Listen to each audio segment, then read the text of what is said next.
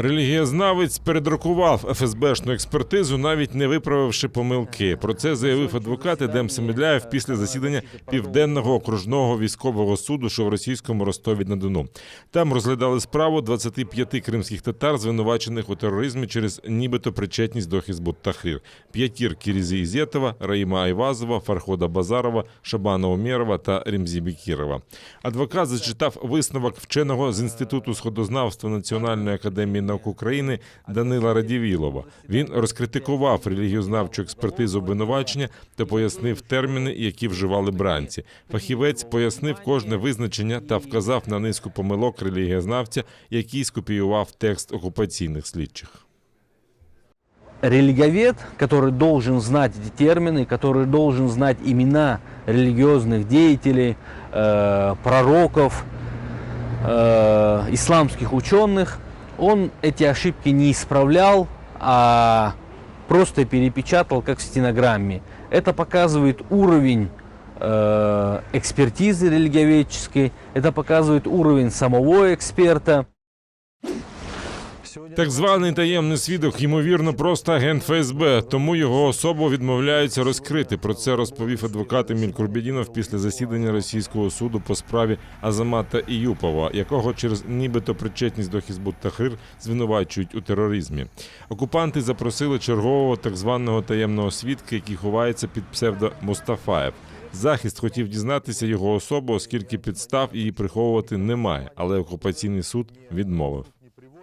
В ходе допроса я выясняю то, что никаких угроз от Азамата Ага, от его семьи, вообще от кого бы то ни было в адрес этого свидетеля не поступало, что он просто опасается. Но я считаю, что и защита считает, что на самом деле никакого опасения здесь нет. Здесь свидетель или Федеральная служба безопасности просто скрывает своего агента, который прыгает из одного уголовного дела в другое, под маской такой дает различные показания на всех наших политзаключенных.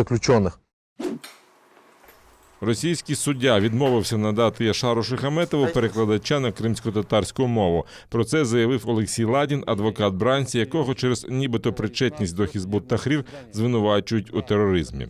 На засіданні Південного окружного військового суду захисник заявив, що Шихаметов потребує перекладача, оскільки не всі слова російською може зрозуміти. Ба більше, в скляній камері погано чути, про що йдеться. Російський суддя клопотання відкинув і навіть заборонив залишати так званий акваріум через нібито загрозу безпеці. Натомість почали розглядати так звані докази. Прокурор розповів про нібито знайдені під час обшуку заборонені брошури, але від початку судилища захист наполягає, що їх підкинули самі ж силовики. После этого следователь удовлетворил ходатайство защиты и была проведена дактилоскопическая экспертиза, в результате которой отпечатков пальцев Шихаметова на этих брошюрах найдено не было. Однако прокурор, тенденциозно исполняя свои обязанности, пытаясь однобоко представить дело, эту экспертизу в настоящий момент не огласил. Тем не менее, она будет оглашена, когда защита будет представлять свои доказательства. 2 ФСБівців, причетних до катувань, судитимуть за воєнні злочини. Йдеться про 2 колишніх службовців СБУ Андрія Тішеніна та Артура Шамбазова, які у 2014-му перейшли на службу окупантам. Слідчі встановили, що вони викрали, погрожували та катували учасника Революції Гідності Олександра Костенка. Так, Тішенін і Шамбазов намагалися вибити зізнання у нібито побитті беркутівця під час протестів на Майдані Незалежності. Руслан Шамбазов також ініціатор переслідування адвоката Еміля Курбєдінова, тортур активіста Рената Параламова та інших кримсько-татарських бранців. Таким чином, працівники незаконно створеного управління ФСБ обвинувачуються у вчиненні воєнного злочину, що полягає у спричиненні катувань і незаконного ув'язнення громадянина України та становить серйозне порушення статті 147 Конвенції про захист цивільного населення під час війни. Проінформували Верховного комісара ОБСЄ про тортури і катування в окупованому Криму. Про це повідомив голова Меджлісу Рифат Чубаров після зустрічі членів представницького органу кримських татар з Верховним комісаром ОБСЄ у справах національних меншин Кайратом Абдурахмановим. За словами Рифата Чубарова, мова йшла про життя та безпеку людей, репресії та переслідування кримських татар, звільнення кримських політв'язнів, витіснення кримсько-татарського народу зі своєї землі, колонізацію Криму з боку Росії. Голова Меджлісу зазначив, що Кайрат Абдурахманов звернув увагу на позитивні зміни в Україні, прийняття закону про корінні народи, стратегію розвитку популяризації кримсько-татарської мови. Ми проінформували Верховного комісара про те, що основним таким інструментом задля фабрикації всіх цих карних справ з боку російських окупантів це виступають катування і тортури. Зрозуміло, що путінський режим і взагалі Російська Федерація вони будуть і далі намагатися уникати обговорення будь-яких питань, в тому числі питань звільнення політв'язнів Криму. Тобто все те, що пов'язано з Кримом, вони будуть уникати і далі цього обговорення, оскільки так вони демонструють, що нібито Крим є їхньою територією. Тобто вони нібито говорять не лізьте в наші внутрішні справи. Тому тут є лише один механізм – це максимальне посилення міжнародного тиску.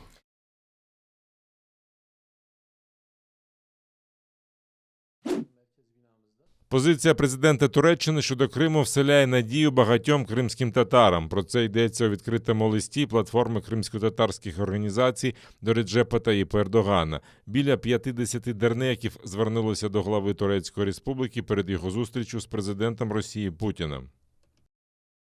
Пане президенте, ми пишаємося вашим зверненням до Генеральної асамблеї Організації Об'єднаних Націй і тією чуйністю, яку ви проявили до кримського питання під час цього виступу. Висловлена вами так чітко і без коливань позиція нашої держави проти окупації, гноблення і переслідувань, з якими стикаються Крим і кримські татари, дала великі надії не тільки мільйонам кримських татар, які проживають в Туреччині, але й мільйонам кримських татар, що живуть на своїй батьківщині в Криму і в інших 15 країнах. У листі вони заявили, що ніколи не приймуть агресивні та загарбницькі дії найбільшої країни світу та політику асиміляції Росії. Автори листа також нагадали про становище, у якому опинився корінний народ Криму в російській окупації. Сьогодні стосовно кримських татар в Криму відбувається політика утисків та залякувань. Наші національні і релігійні інститути хочуть знищити. Національним лідерам заборонений в'їзд до Криму, органи самоврядування кримських татар Меджліс та Курултай, обрані народом демократичним шляхом, заборонені. Першого заступника голови Меджлісу Нарімана Джеляла разом з його друзями звинуватили без будь-яких реальних підстав, а потім заарештували. Наших людей хочуть таким чином налякати і змусити виїхати з Криму. Крим хочуть відокремити від турків і мусульман, які є його основними елементами. Кримсько-татарську цивілізацію, яка є найбільш тендітною частиною турецько-ісламської цивілізації, і самобутність нашого народу намагаються відібрати в нас силою. Наші друзі, брати, які всіма силами чинять опір цій жорстокості, з надією в своїх серцях чекають, щоб їм була надана всіляка допомога. Окупанти фактично ізолювали Нарімана Джеляла від спілкування з родиною. Про це на щомісячній онлайн-зустрічі Кримської солідарності розповіла дружина першого заступника голови Меджлісу Левіза Джелял. За її словами, з чоловіком не вдається поспілкуватися вже майже 3 тижні. Востаннє вони бачились на засіданні окупаційного суду. Подружжя мало змогу спілкуватися лише коли так званий суддя залишав залу, каже Левіза Джелял. Мы справляемся и справимся с этой нелегкой, с этим нелегким жизненным периодом, потому как в нашей истории национального даже движения есть ряд примеров, где крымско-татарские женщины проявляли стойкость, сильный дух, несломленность. К их числу можно отнести и Айше Сейдмуратову, и Шафика Консул, и Зампиру Асанову, и Виджия Кашка, которая, к сожалению, от рук этих нелюдей погибла. И я верю и надеюсь, что испытание, которое посылает нам Аллах, приведет нас к светлому будущему. Азіз Ахтемов добровільно поїхав на катування, щоб не залишати брата сам на сам з окупантами. Про це розповіла дружина бранця Аділе Ахтемова. Вона впевнена, що всі так звані свідчення були буквально вибиті силою та не мають нічого спільного з реальністю. А за словами дружини Асана Ахтемова, до її нещадно катованого чоловіка досі не допускають медиків. В чем нас хотят убедить?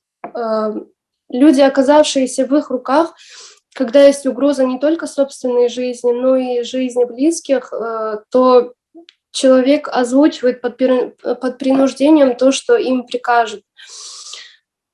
Зная их методы на протяжении 7 лет, за правду они выдают лишь то, что им на руку, чтобы в очередной раз заклеймить крымско-татарский народ.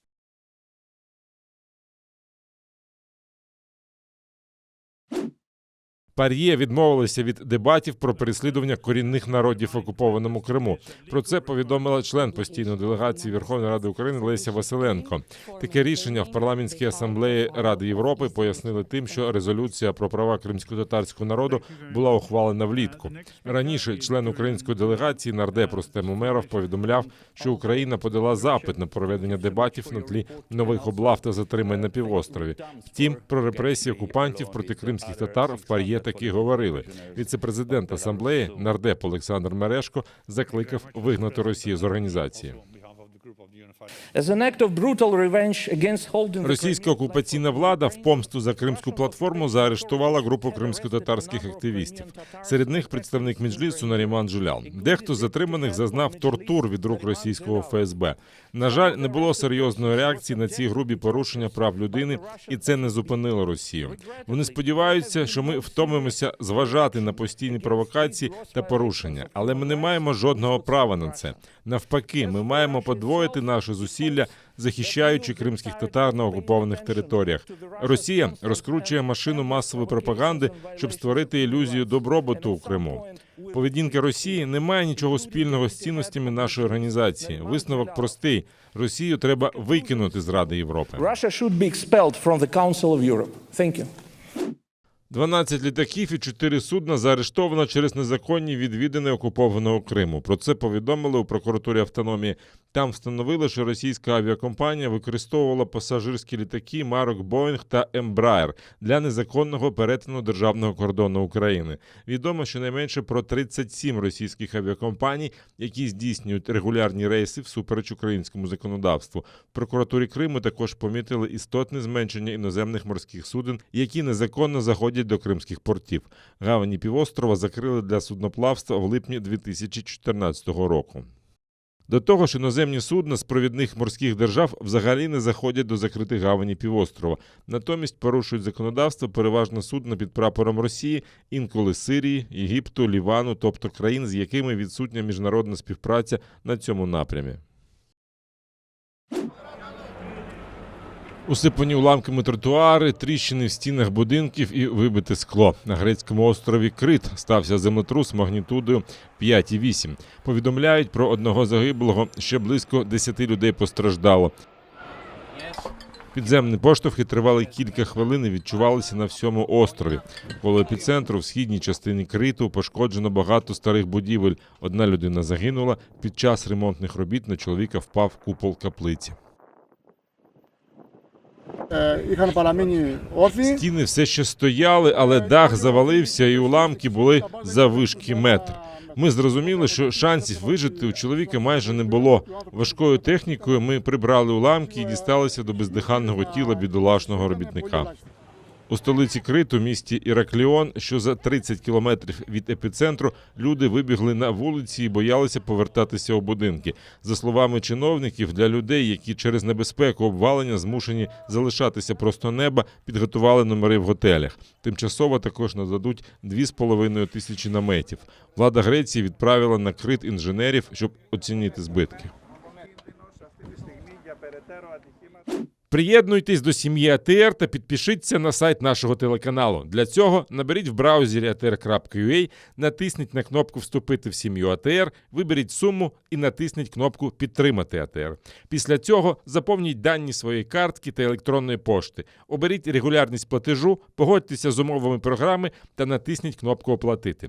Перший кримсько-татарський телеканал АТР – це максимальна та ексклюзивна інформація про Крим. Це єдиний осередок свободи слова для кримсько-татарського народу. Підписка на наш сайт – це підтримка нашої інформаційної боротьби та ваш внесок у повернення півострову додому, в Україну.